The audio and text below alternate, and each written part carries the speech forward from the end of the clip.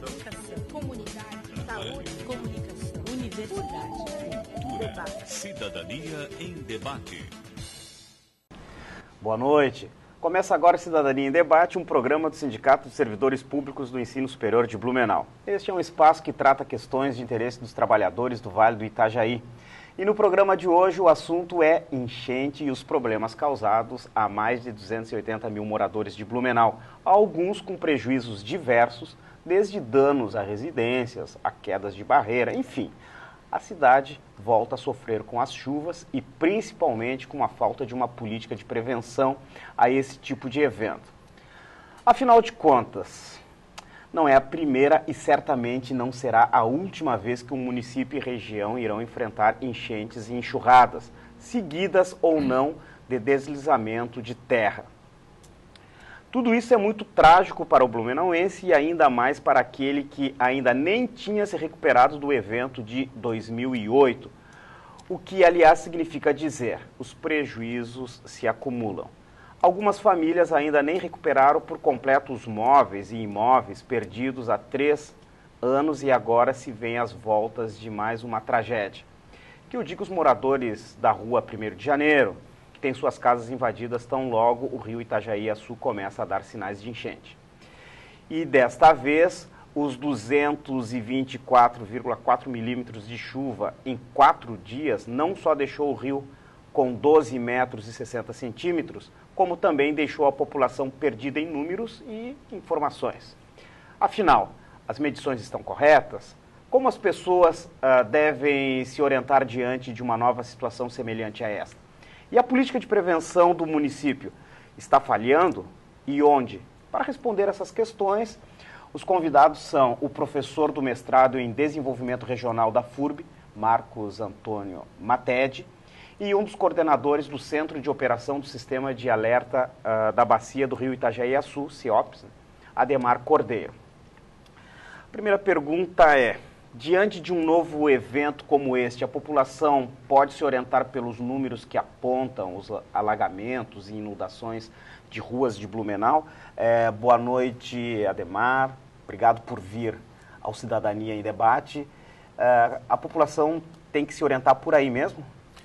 Bom, boa noite, Carlos. Boa noite aos ouvintes. Está causando uma polêmica, né, na cidade que as cotas enchentes denominadas não estão batendo com o real, né? Uhum. Esse trabalho de cota enchente foi feito, a última vez foi em 92 e passaram aí muitos anos, né? A cidade se desenvolveu, cresceu, muitos aterramentos foram feitos e a dinâmica do rio modificou, deve ter modificado em muitos locais. Então a prefeitura está nos contratando agora para rever essas cotas enchente. Então em 3 meses nós vamos dar um produto para a prefeitura da revisão das cotas enchente. Então esse é um trabalho que a gente vai fazer e realmente a gente pensa que tem muitas modificações que foram feitas e a cota enchente modificou em vários locais. Isso já, esses números, né, de cota enchente, elas vêm de quando mesmo?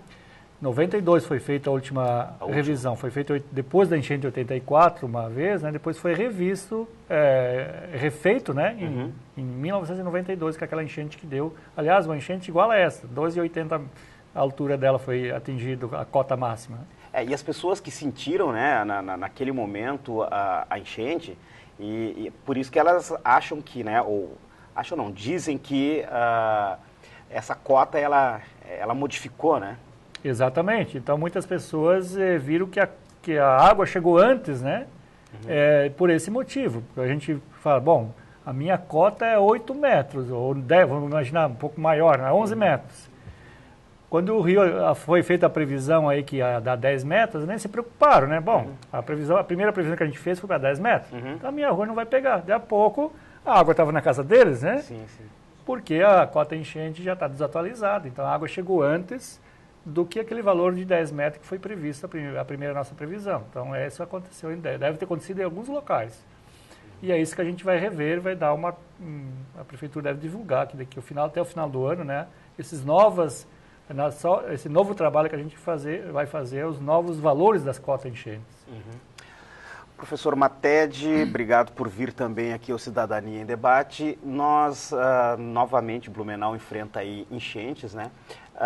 Essa questão de prevenção, o município está fazendo a política certa ou precisa acertar muita coisa ainda? Bom, boa noite, Carlos. Boa noite, Ademar, telespectadores. Eu acho que existem muitas ações sendo feitas, mas elas são muito isoladas, né? Se a gente imaginar a surpresa da população na quinta-feira traduz um pouco a surpresa do próprio poder público com o evento. O próprio poder público foi surpreendido com o evento, né? E eu imagino que uma cidade, uma região que convive há mais de 150 anos com desastre, chega a ser um pouco, digamos, preocupante o fato de que o poder público ainda não tem um sistema organizado, né, um sistema integrado de gestão dos desastres, né? Ou seja, as informações, não tem um protocolo claro de divulgação de informações, não teve, a população foi informada em cima da hora, né? Ou seja, digamos que a gente foi vítima um pouco do improviso, né? De gestão do problema. E frequentemente as pessoas que são mais atingidas são as pessoas que são mais carentes, né? Que estão mais expostas ao risco. Então, eu acho que a gente precisa avançar bastante nesse sentido, né? De fato, o nosso desafio é aprender, como a Ademar falou, a conviver com as enchentes, né? As enchentes vão ocorrer de novo, né? Se tem uma coisa que a gente pode ter certeza é que o desastre vai se repetir. A gente não sabe muito bem quando, nem como ele vai se manifestar, mas que ele vai se repetir, ele vai se repetir. Então a gente precisa o quê? Estar preparado, e estar preparado para conviver com esse problema. Então a gente precisa ter um sistema integrado. Que nem falou o Ademar, se Blumenau, a última revisão das cotas enchentes datam de 92, existem municípios no Vale do Itajaí que sequer sabem, sequer tem mapeamento. Eu acho que tem Itajaí e Rio do Sul também tem, foram feitos depois de 84, mas de resto os municípios não possuem.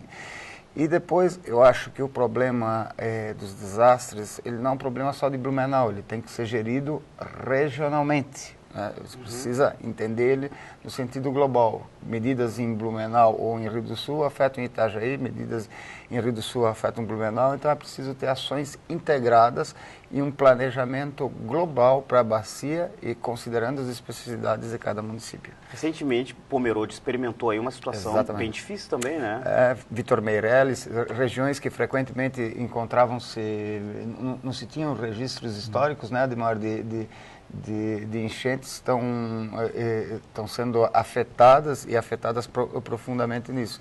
Brusque, por exemplo, Brusque teve uma das maiores enchentes agora, porque Botuverá choveu muito, né? Choveu 300 milímetros, aí Botuverá e Brusque sofreu uma piores catástrofe, até maior do que 84. Aliás, Brusque ficou numa situação difícil, né? E foi uma surpresa, porque o povo não estava preparado, né, para essa enchente, então pegaram de surpresa. Esse é o problema das cidades que não tem um sistema de previsão, um sistema de controle, né, e pega toda a população com surpresa e perde muito mais do que Blumenau, que foi prevista a enchente, o pessoal já retirou os bens móveis, então foi diferente, né? E você tem também uma cultura da enchente aqui já estabelecida, né, ou seja, as pessoas mais ou menos, com exceção das pessoas que não são da região, as pessoas já sabem mais ou menos como agir, né? Como proceder em situações de enchente, e elas precisam da informação, do protocolo de informação, né, precisa e que elas mais ou menos conseguem administrar. Agora, os outros municípios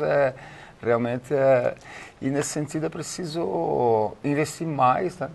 Ter mais recursos para vigilância meteorológica, né, e manutenção dos equipamentos, mas também para a qualificação da defesa civil, né, que é extremamente importante. Esse é outro ponto, né, que geralmente os governos mudam a equipe, a defesa civil, elas não têm uma preparação, né? Quando a água chega, eles não sabem como agir, porque não tem uma preparação. Rio do Sul também teve uma pior catástrofe, acho que perdeu só da enchente de 83. Foi uma grande enchente lá que teve uma catástrofe, uma surpresa também, né? Timbó teve uma enchente muito grande, então imaginava que depois que construía as barragens, que o problema das enchentes ia sumir, né? E não é, nós estamos vendo que isso não é verdade. Então nós temos uma grande enchente em Rio do Sul, uma das piores enchentes, Brusque não é afetado pela barragem, mas Blumenau mesmo, depois daquela barragem grande que foi construída, agora essa barragem vai proteger Blumenau, não vai mais ocorrer enchente, isso não constatou que isso não é verdade.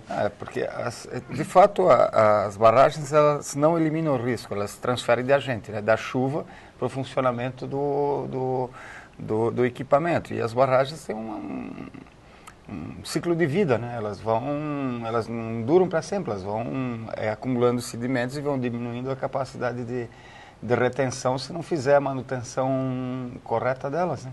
Na verdade ela tem uma capacidade máxima, né? Então, a capacidade máxima de Ituporanga ela extrapolou no início do evento, no início do evento já estava vertendo, aí ela não controla mais nada, então depende da quantidade de chuva, ela já o limite dela já foi estabelecido, né? E aí acima disso a chuva que vem depois ocorre enchente. Ademar, olha só, acabamos de sair de uma enchente, né? E a população já fica preocupada aí, né? O que a gente pode dizer para a população blumenauense e da região nesse começo de semana? Qual que é a situação?